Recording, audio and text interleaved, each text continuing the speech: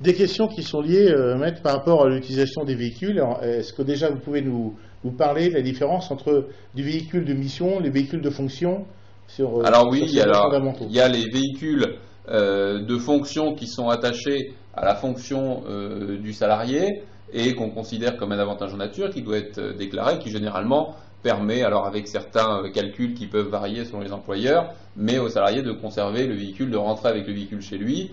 Et le véhicule qu'on appelle plus de société ou de mission, c'est un véhicule qui est propriété de la ligue ou du district et dont on se sert une fois arrivé sur place. Voilà. D'accord.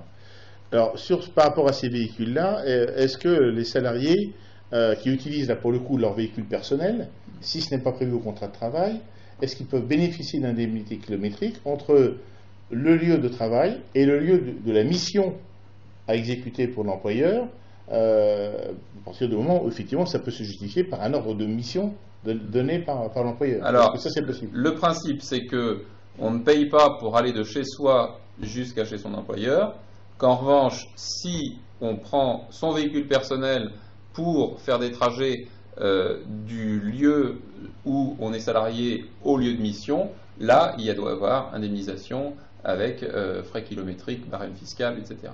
D'accord.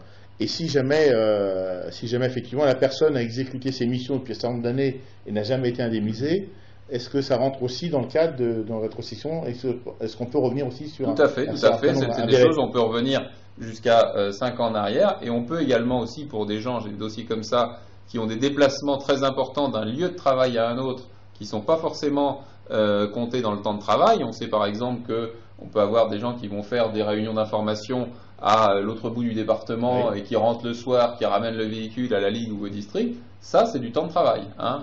Une fois que vous êtes revenu à la ligue ou au district, après vous revenez chez vous. Là, c'est pas forcément du temps de travail, mais d'un lieu à un autre au sein de la mission, c'est du temps de travail et ça doit être compté comme une heure de travail effective. D'accord.